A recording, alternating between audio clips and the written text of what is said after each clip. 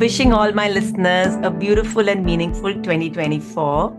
I'm honored to start season 4 with the inspiring journey of Srishti Bakshi, a former marketeer whose dedication to women's rights has propelled her into the role of a dynamic and accomplished impact leader and has a track record of successfully designing and implementing projects that create systemic change.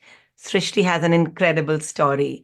After spending more than a decade in the corporate world, her passion for gender equity led her to embark on a remarkable journey where she walked 3,800 kilometers over 230 days from the very south to the north of India to put a spotlight on social norms that limit a girl's potential in her country.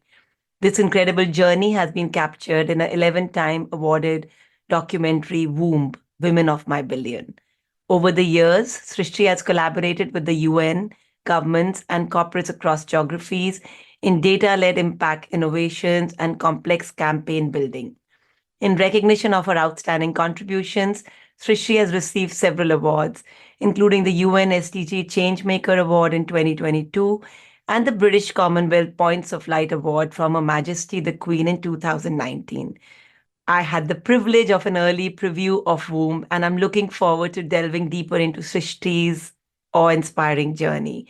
Her story is sure to resonate with all of you. Hi, Srishti. A very warm welcome to you. You make India proud. I really hope you're able to accomplish all that you have set out to do, contributing to making the world a brighter and more equitable place. Thank you so much for this wonderful introduction. I'm so happy to be here. Awesome. So, daughter of an army officer and a curious mom, love to hear how did your early years shape your journey thus far? So my journey was very, very adventurous. And from a standpoint of my mom and dad raising two daughters in a world which was very unequal on the outside, but they made it their mission to give us an equal childhood. Both my parents invested deeply in character building activities. They engaged us in culture, in very, very rigorous trainings. My sister is a state champion sharpshooter, and I took to horse riding. And both these activities shaped us to be individuals who had deep love for the country and also infused that adventurous streak in us. They also made us fiercely independent. So after school, for college, we moved to Mumbai, but we're deeply, deeply connected to home and still are. And what drives your mission for gender equality and women's safety? Share with us what triggered this mission. When did you first experience a sense of being unsafe, given that you had such a secure and comfortable childhood? So, living in cantonments and growing up across India, I always thought that I knew my country really well. But when I moved out of home to Mumbai for college, it slowly started unveiling the unequal status of women. So there was an incident when I was returning back from college one day, and I encountered this person who actually invaded my personal space. And that was a trigger. I was filled with rage, anger. I wanted to fight back. But at the time, I remember that finding that voice of combat and fighting that injustice wasn't something that came inherently to me.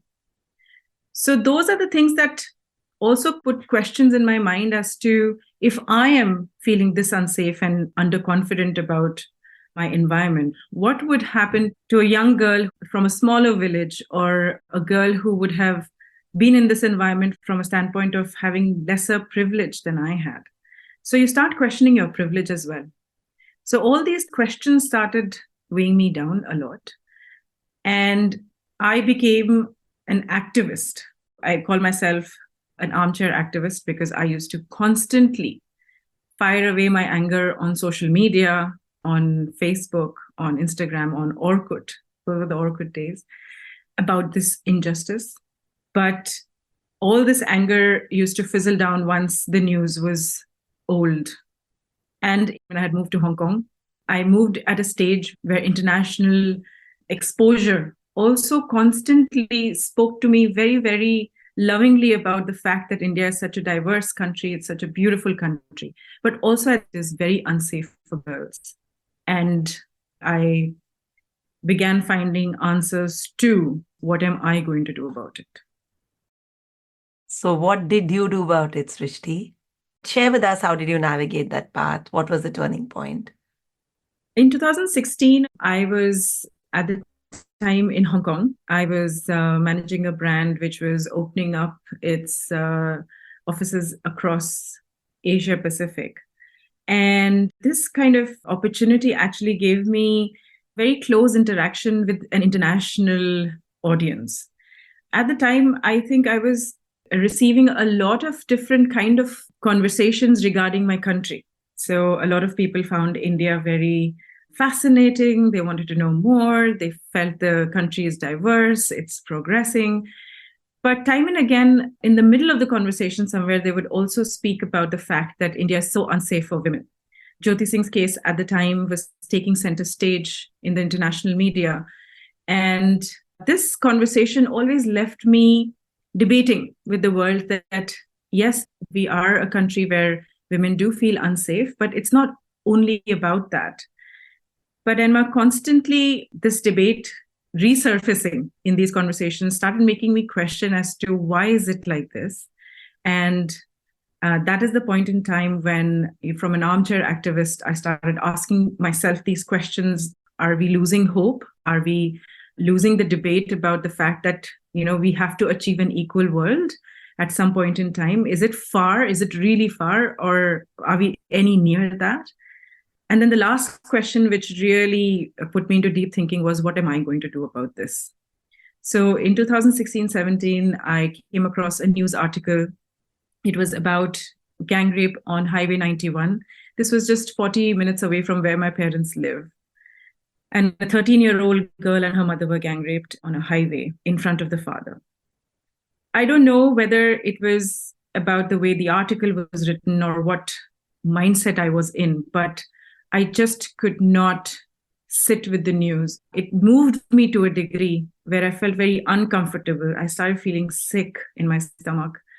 And I came back home that day very, very upset, but also very determined to really now dive deeper into this question of what am I going to do about it? I expressed this to my husband and said that I want to do something. And he was the first person to actually propel me on this journey and say that if there is a time that you have to do something which is disruptive and different, it is now. And I embarked on this quest to find hope. I'm getting goosebumps at one end and admiration for you at the other end, because we all listen to, these various newses. We all feel miserable and upset. We also feel helpless. But I think we stop at that. So, how did you narrow down on walking, and what were the other thoughts which came to your mind when you decided to do something about it? And I remember that with Harry, I was discussing about various things that I wanted to do. And every time there was a little whiteboard that we got and hung just above our television set in a very small house in Hong Kong that we lived in. And every day I would write down ideas on what I can do and what I should be doing. It was a very iterative process in the way of, collaborating on something that would bring that conversation of hope into the picture. And I was at the time also working extensively in my marketing job in Hong Kong. So I used to hear about different people taking a lot of interest in exploration. So I still remember that a year back in 2015 or so, there was a group of young people who wanted to walk from the south of island of New Zealand to the north to explore biodiversity of the island. And at the time, I had thought about the fact that, oh my God, this is such a beautiful journey that one could undertake on foot, where you're taking the time and the patience to actually be one with nature and be on the ground rather than sitting and researching in an air-conditioned cubicle. In some way, this idea stuck with me. And when I was conversing about what I could do to have a conversation with the people of my country. This, idea just flooded my entire mind. And one day I just wrote on that whiteboard, I want to walk from the south of the country to the north of the country. And I really want to know India. And I want to have a conversation with the people. And I still remember that Harry came back from office. He looked at it and he sat down on the sofa. And he looked at me and he said, "Are you sure you want to do this?" And I said, "Yes, this is what I want to do." And he said, "Do you know what you will need to be able to do this?"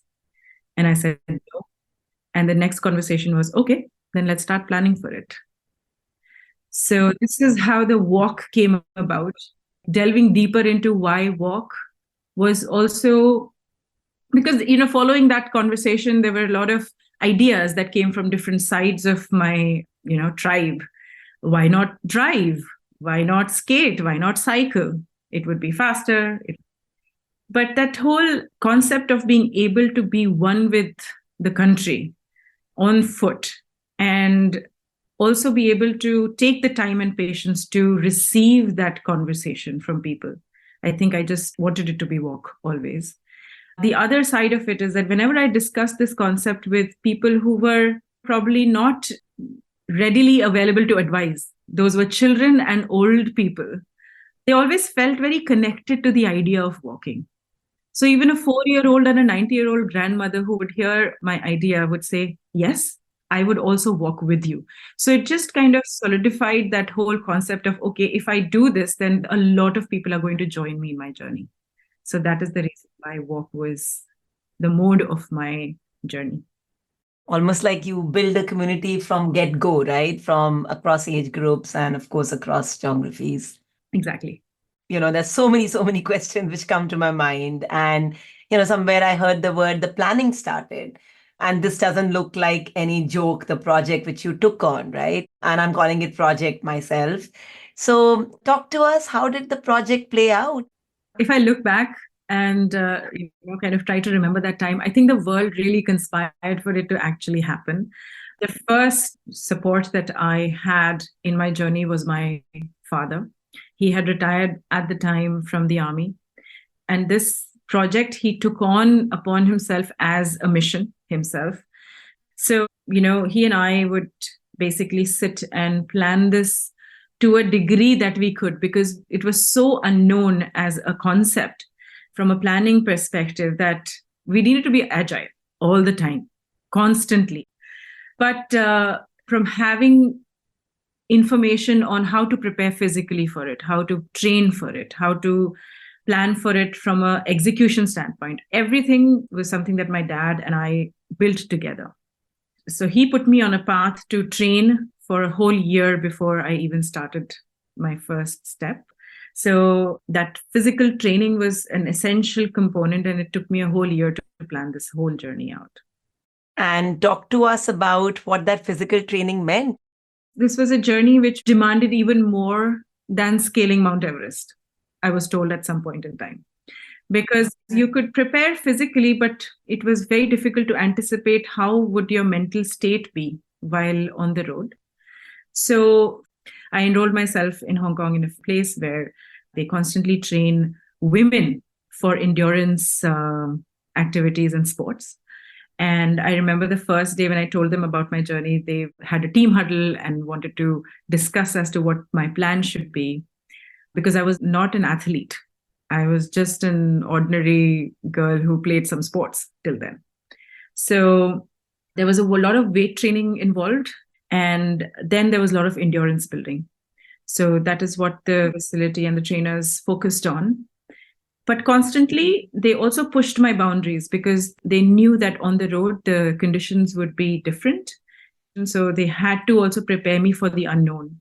And alongside, there was a huge planning with my father on how to be execution perfect.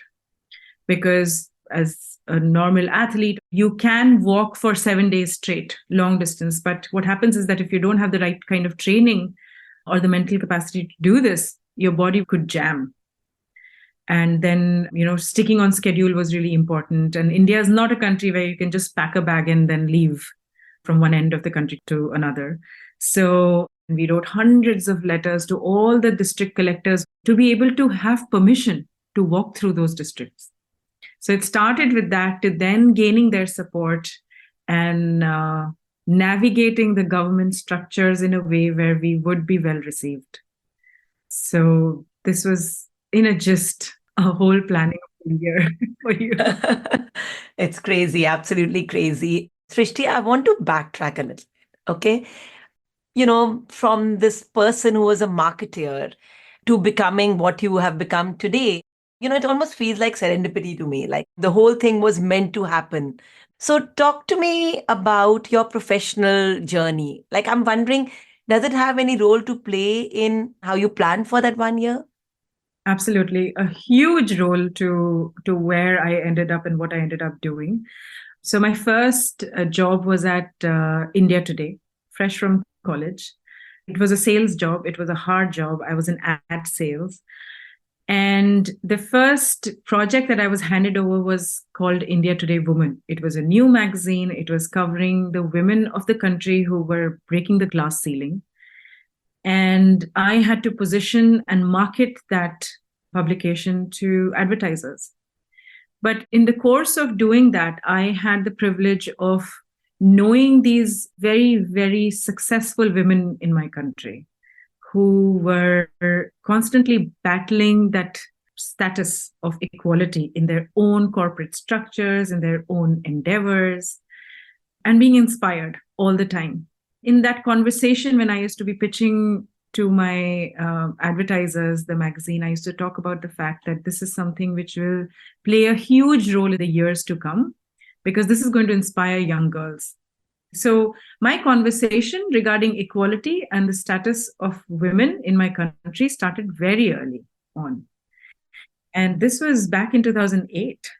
So, from one project to another, from one job to another, it kind of took stage time and again. And you're right about serendipity, because somewhere somebody was planning for me to be on this journey and have this knowledge and determination with me that what I'm about to do or embark on, I would have the confidence to also speak on it and be able to express my own journey and my own struggles.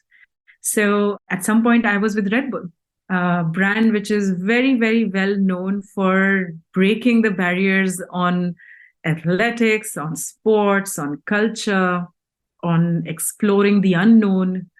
Red Bull is a world where I definitely unlearned some of the marketing concepts that I learned in my business school. So if I were to, speak about this journey of walking from the south of the country to the north of the country in a Red Bull world, it would be cheered on. And everybody did cheer me on. All these different jobs that I took, individuals and people who supported me, my superiors, my colleagues, even on my journey, they all came together. Somehow when they met me when I was on the walk, they felt that this is so natural, this is so me. Though it was completely not designed in its any form when I was with them in those stints. So yeah, thank you for reminding me and bringing this to surface, that a lot of this actually happened to be starting way, way early than I do think about my journey. It's interesting that you say that, while they all supported you and they all knew you'll do this, but I also heard you say that, but they didn't know that Srishti, right? So I'm just wondering, do you believe Srishti today and Srishti in college are the same people? In many ways, no. And in some ways, yes.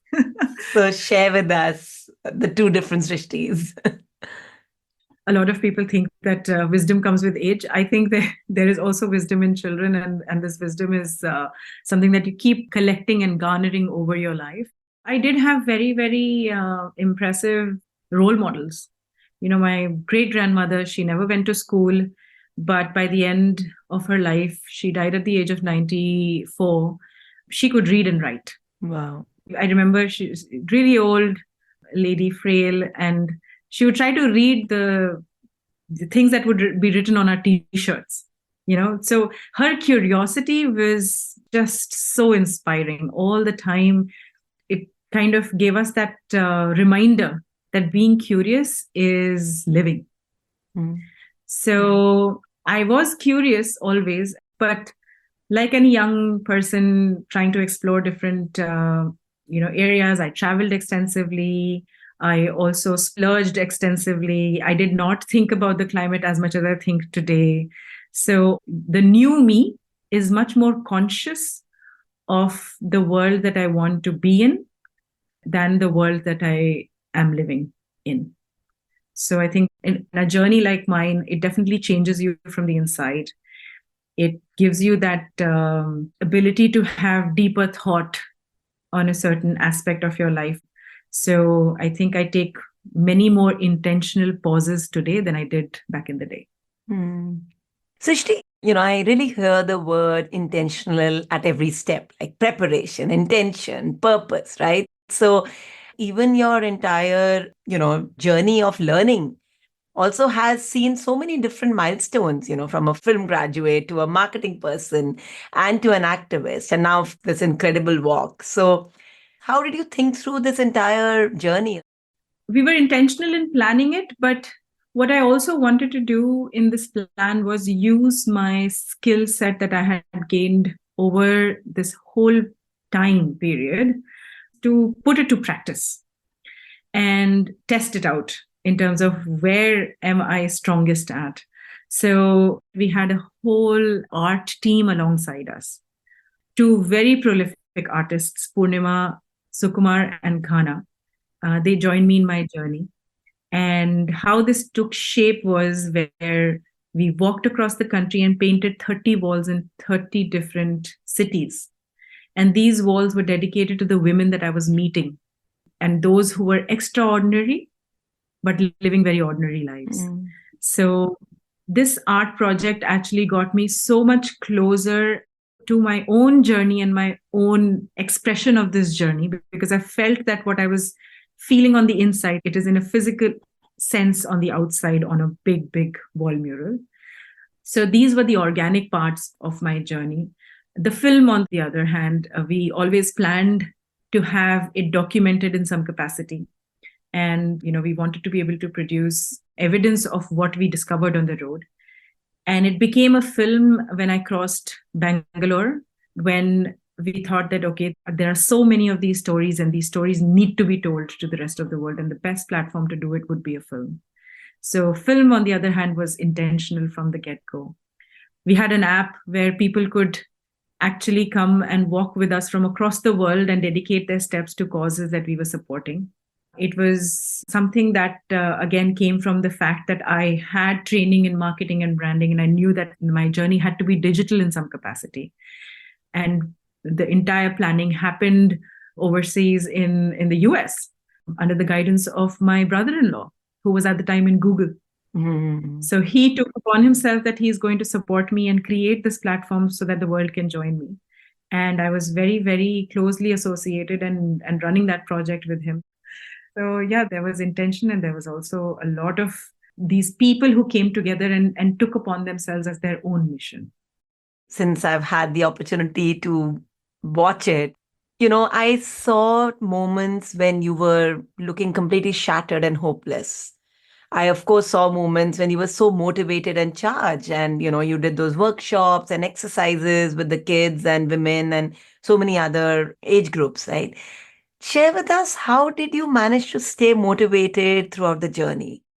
Yeah, the journey was testing. It was not easy by any measure. It was not easy to be able to watch the violence, to be able to witness the atrocities, to be able to have a conversation with a woman who has had an acid attack. These moments change you from deep within. And the real reason why the walk continued and it actually did not deter me in terms of my mission was this one incident that I want to recount from the walk. I was very unwell. I had and stomach problems on the road. You can imagine that there's so many different environmental challenges, as well as being super hot or dehydration at some point. Though I had a very, very lovely operations team who would keep me on my toes on health parameters, but still I was unwell. And I had also witnessed a very horrific case the previous day. So things were mounting up, but then it was 4 o'clock in the morning. I used to start my walk every day at 6 o'clock. And I went to my father and I said, I don't think I can walk. But my father had already arranged for this group of women from ASHA workers who work with women in villages to support me in my journey, and they were coming to walk with me. So they had already obviously started from a very far off village to come and start walking with me in the middle of nowhere. So my dad looked at me. He knew I was unwell, but he said that it is absolutely important that we do not disappoint any of the groups who were coming to support us. So reluctantly, but I did get ready and advance on my journey. And when I reached there was this one woman who was visibly blue and looked like she was beaten the previous night. She had little scars on her face and neck. And the thing is that at the time, I did not have the capacity nor the strength to be able to have a conversation with her. So looking at me, she started walking with me. We walked 5 kilometers. And we always walked with groups, only 5 kilometers, because it's otherwise difficult to do, longer walk. And by the end of the journey, she came up to me and she said, Ki, dekhiye, I know you know what has happened with me, but I just want to tell you one thing, that seeing you walk today and hearing about your journey and just meeting you today, it has given me the strength to fight back and not let this happen to me again. And I can't tell you, Enma, how much I just broke down. I remember that time and I hugged her and I felt deeply connected to her. I did not ask her what happened to her the previous day, but I was so glad that she felt that strength from me, despite the fact that I did not have it within me at the time to be able to give it to her. It just kind of transferred in some capacity. Almost like she motivated you to continue. Yeah, exactly. And that is the day I decided that, actually the strength that I'm gaining is not my own. It is from the women I'm meeting. And even if one woman feels this way, then it is my duty to be able to make this a reality for a lot more women. So my journey from that point on became about the women, and I started gaining strength from the people I started meeting. So it kind of reversed in a way for me by meeting this one woman, and her name was Halki Bai. She was really hulky as well, like very, very frail. But what a strong woman. What a strong voice. And there was shiver in her voice, but I could only hear those strong words of wisdom and strength that she imparted to me.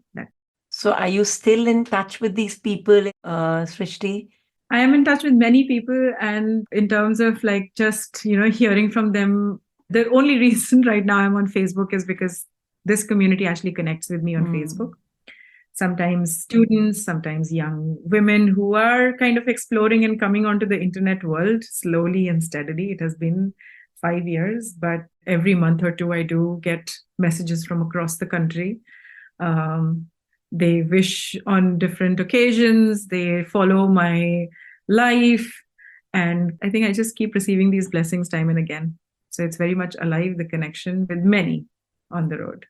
Share with us a couple of more stories which significantly impacted you, maybe in a positive or a challenging way, as you continued the 3,800 kilometer walk. So there are 2 or 3 stories which have etched in my memory. One is that I was walking through Tamil Nadu. There was a language barrier. We did have a translator. We also had a follow car that followed me when I walked, because in India, overtaking can happen from either side of the vehicle and it becomes very dangerous.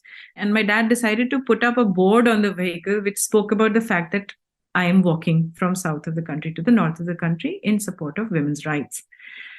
So I was crossing over. It was really hot day and depleted on energy. And I crossed a railway crossing. And as soon as I crossed, I saw this one woman from the corner of my eye. She came running with a bag of fruit. So she is a custard apple seller. And she came running and she handed over the custard apples to me. And thankfully, I had Ghana by my side who understands Tamil. And she translated and she said that, I know what you're doing would not, help me in my ordeal or my life. But as soon as my daughter comes back from school, she's going to hear about it. And I'm sure what you're going to be doing in this journey is going to help my daughter. So thank you. Oh my God. Again, that was such a moment of truth for me in terms of that patience that I spoke to you about in the beginning of our conversation, that I needed that time to be able to find my bearings and find my foot forward on this journey. And these are the moments which propelled me forward. Like, I remember I finished my milestone 20 minutes in advance than I usually do. So this young boy, he was walking with me again 5 kilometers, and he came up to me and he said, in a very naive, innocent voice, he said that, "Madam, I have two sisters, and in my village, all these girls who get married, they end up with husbands who drink and they beat up their wives. And I never want my sisters to face this. So can you please put some confidence in them?" And he actually ran back home after the journey was over and got his two sisters to meet me at the end of my journey in his scooter. They were triple riding it, and he said that, "But just meet my sisters." And he said that, "Please tell my sisters to appear for the exam for becoming a police constable." I felt so close to people at the time that they felt vulnerable enough to come up and make me a part of that family conversation that they wanted to have. So these are the heartful moments, and many more, but there were challenges as well. I also met a family who encountered a horrific incident where their youngest daughter was gang raped and burnt alive. This was in Deval. It was a very hard story for me to even tell to the rest of the world. It is there in the film in some ways, but there is so much more to what happened than there is in those 90 minutes of the film. Just being in the presence of a family who had endured such a loss and were to live with the loss for the rest of their lives, I think it moved me deeply. It also made me question a lot of things around different cultural practices that we have and the manifestations that it takes.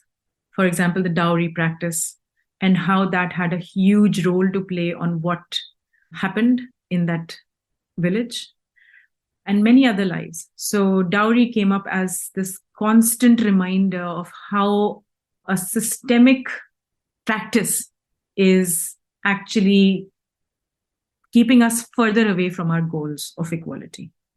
So despite the fact that it is abolished, despite the fact that we have laws around it for the practice of it, it is a tool where patriarchy thrives. It is a tool that is actually practiced by women themselves in many, many ways.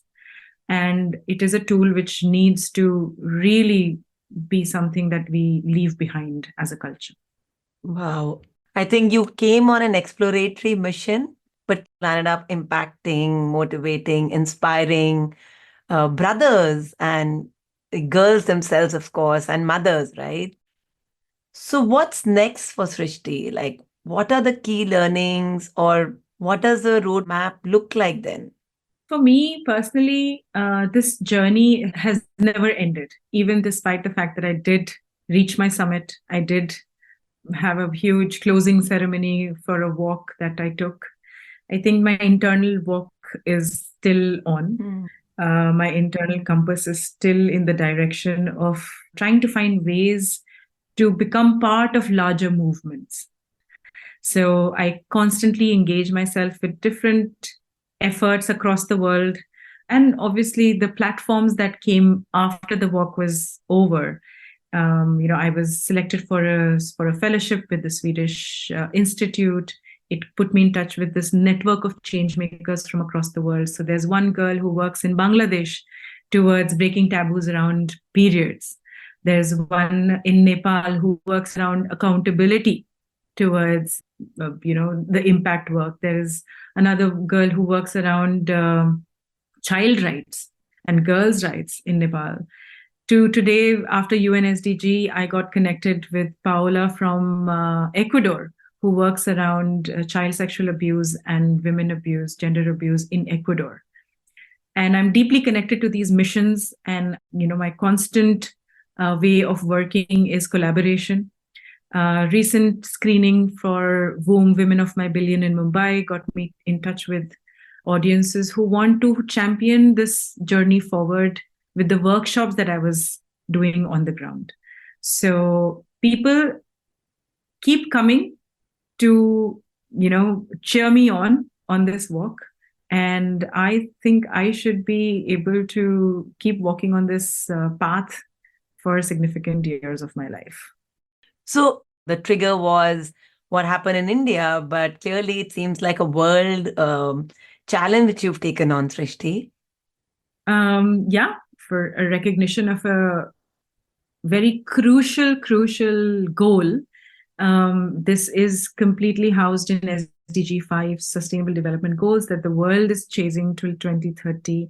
Gender equality is definitely a big part of all the other goals as well, be it climate, be it partnerships, be it industrial, sustainable practices. I think women play a crucial role in how we are shaping the world. And it's high time that we are given the equal status around everything that we do. If I had to double click on, the age old customs you talked about. So how do you plan to change mindsets, Srishti? So, Enma, from my realization after this journey is that this is a much larger mission for a lot of different people. And my effort is for us to work together. So, I'm going to give you an example again from the walk that many a times people who would introduce me to groups of women or groups of people or in schools would be faculty members, teachers, some corporators. And there was one instance where this one person who introduced me said that we should be thanking Shrishti's husband and father that they have allowed her to do this walk. But he was so innocent about it. It's just that, from the age-old customs that he actually cannot fathom the fact that there is a husband out there is a father out there who has got the, capacity to actually allow their daughter and their wife to do this. And it would always be such a, shining moment for me when I would actually always announce that I am married, because all the women in the crowd would at least dedicate 10 minutes in asking the question on how did I convince my husband and my father to allow me to do this. So to your question, how this mindset change happens is through conversation. Because through this conversation is when we open up the possibilities in the minds of these women and men. The elderlies of the villages, they would come and would greet me and welcome me. And that is when my father would take a little bit of a stage and speak to them about the fact that why is he championing it? So today, this conversation is carried forward for me in the form of a book that I'm writing. Hopefully, I should be completing it in a year's time frame, to have a conversation just with fathers of the country on how the support for a daughter and how a support for a wife is actually different. Because a lot of people who actually watched the film, Enma, made me realize that men, when they're in the room and they witness the film, many have cried also and spoke about the fact that we did not know how deeply unequal it is, how deeply unjust it is. So if we are keeping the conversation alive, we are changing one mindset at a time. And at some point, we will become the critical mass. So that is my plan. I want to sort of draw an analogy to Atalanta Diaries. When I asked them who was your mentor or who supported you in this journey, it's so interesting the number of women who have talked about their fathers supporting them, their husbands supporting them. Absolutely. I cannot concur more aggressively on this. That if you have the support of your family, of people in your life, it does become much easier. But I would like to highlight the fact, and because a lot of conversation comes my way where they talk about the fact that, hey, why aren't you doing these workshops and these conversations with the men? Even in my recent screening of the film, this came up. And, I have only one realization again from the journey for this, is that the inequality is so deep rooted in our minds that sometimes when you even provide the right environment for the women, it still fails you because of the fact that your mind is not open to the change. And there are people who are having these conversations with the men of the world because men do hold half the sky and they can play a major role. My work is again and solely focused on getting the women to find that energy, to find that aura, to find that space where they start themselves feeling empowered and equal. So once you come from a place like that, the rest of the journey is very, very easy to travel. So, that mother who speaks about dowry hampering her, but then again practicing it for her own son, once that realization hits on how this custom actually hurts us as a society, hurts her daughter, is when the conversation will be successful. Any projects which you've already sort of embarked on? Any success stories? Like I said, I'm deeply connected to the mission in Ecuador with my fellow SDG champion, Paola. So, working deeply with her. There are many projects in India. The workshops that I did while on my journey, these continue to feature from time to time with collaborators on the ground. In fact, after we finished the journey, my mum actually carried forward these workshops in the whole state of Bihar with the NCC group, because that was one state that I could not walk in. Though my first workshop and my very first effort to understand, how to conduct these workshops happened in Bihar, Masti Chak. But then, after the journey was over, my mother carried forward this journey in a beautiful way with the NCC cadets across the state. So I'm open to collaboration. A lot of people keep getting in touch with me, and these pockets of projects keep happening. So my effort, again, is to keep the conversation alive. Let's talk about, content of the womb a little bit. I watched Neelam and Sangeeta and Pragya, and I was so taken by the kind of vulnerability, honesty. They've just put themselves out there in the movie, right? So how did that play out? There must have been so many cheerleaders in that journey also who believed in probably the importance of this movement and message. Absolutely. The film was a project in itself. It's a journey in itself, which took 230 days more than outside of the walk. My sister has a huge role to play in it. Apurva was deeply invested in making it a piece which really is like a love letter to the country. So Sangeeta, Pragya, and Neha, all three of them actually they are representational figures from a standpoint of, yes, they have their own story. But why are only they the most prominent voices in the film is because they speak on behalf of many women that I met on the road. Unknowingly, they encountered and endured violence in a way where, different women post-marriage, before marriage, in childhood, the kind of different places where we encounter this inequality, they represent that emotion and that feeling. There were 300 women who we interviewed, in fact, for the film. And then it was a very, very difficult selection for me. I, in fact, did not do the selection. It was my director and Apurva who sat together and felt that these are the three voices who speak on behalf of many women. From your question about, how did women actually come and open up? So this journey in itself, I think, played a huge role in having the women take to it in a way where they made it their own mission. So Pragya, who has endured an acid attack, she connected with me before I started the work. And she is still a very dear friend. Went on to win the President's Medal of Honor because she works in the field of rehabilitating other acid attack survivors. So they felt that this is a conversation which is important to have, and they wanted to be part of this conversation. In fact, the very people who would be having this conversation. We also have a plan of actually releasing rest of the content who might not be in the 90 minutes frame. And then the world can get inspired from their individual journeys and ways that they have dealt with the issue. There's so many emotions you go through when you watch the movie. It's very interesting and strange Srishti, that when I turned the movie on, I was actually really wondering what kind of emotions will I go through. And when I reflect on it, it's not like I was only sad. It was horrible to see what Pragya went through. But at some level, I think I ended the movie still with a high. Maybe there was that hope that there's a reason behind the film and more can happen. I don't know. Does that make sense? Absolutely.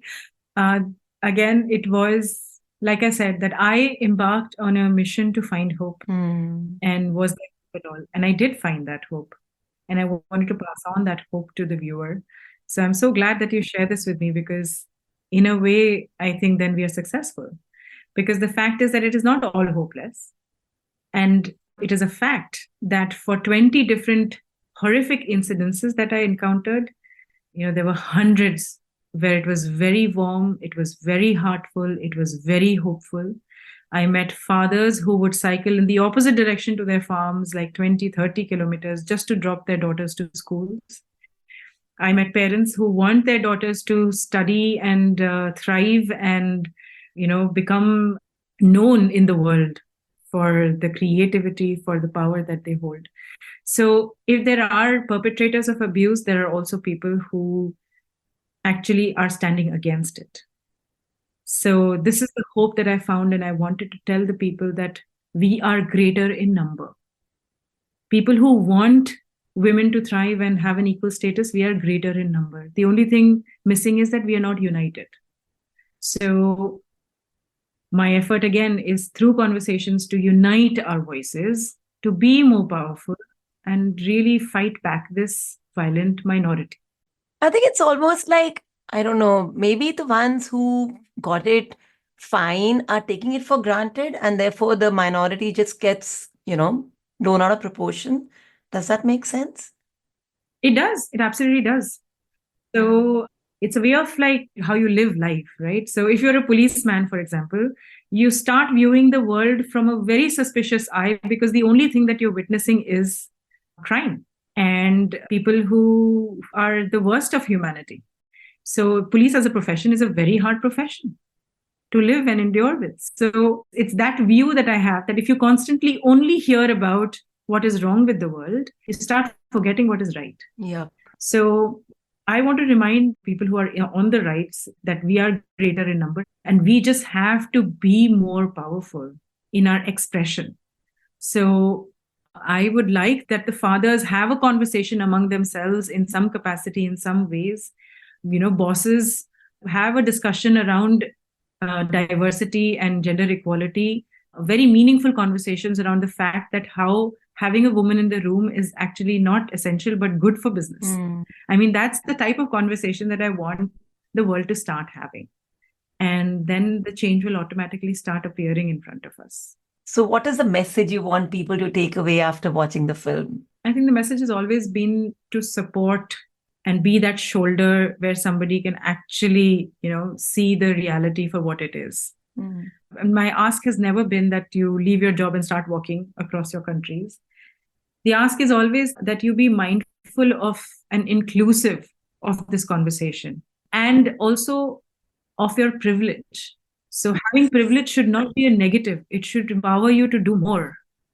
It should empower you to support more because everybody has busy lives. If you're not able to dedicate time and resources to, do it yourself, support somebody who's dedicating that time and resources. I think that contribution is when the tribe comes together for a cause and a mission. So that is my message to the rest of the world. Yeah, you just don't have to give your 100% time to this. And to that end, Srishti, what is going on with Srishti right now? It's very hectic.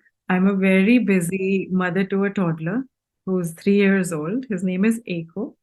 He keeps me on my toes, but also gives me the opportunity to actually experience this wonderful motherhood. I keep taking that pause to appreciate what I have around me. I have a very supportive partner who is also busy with me equally to take care of the house, to plan adventures, to plan for the weekend with Eco Home and, gain new experiences. We absolutely love to go still on hikes. So it is very much a part of our monthly routine where we try to explore something on the ground and be very in one with nature. So yeah, that's how I keep, outside of my professional work and my engagements in different projects of my life. Awesome. Thank you very much, Srishti. This was an amazing conversation, and I'm really hoping, together with all the collaborations, we're able to change families one family at a time. Absolutely. Thank you, Enma, for this wonderful conversation, and I wish you all the luck. Thanks for listening. If you enjoyed the episode, do hang on for just one more minute. I have a request for you. If you haven't already, please subscribe to Atalanta Diaries on Spotify, iTunes, or whichever platform you follow. Do join us in our mission to empower and inspire by sharing the podcast with a friend or colleague. It will be great if you can share on the social media platforms you follow, be it LinkedIn, Facebook, Twitter, or any other. Please leave a review or rating on iTunes or Spotify. It really helps us reach a wider audience. Lastly, I wanted to share with you that many of my coaching clients and listeners have created a cheat sheet with their key takeaways from the episodes. I invite you to consider jotting down one or two key takeaways as you navigate your amazing journey. Have a wonderful rest of the day and see you next week for another inspiring journey on Atalanta Diaries.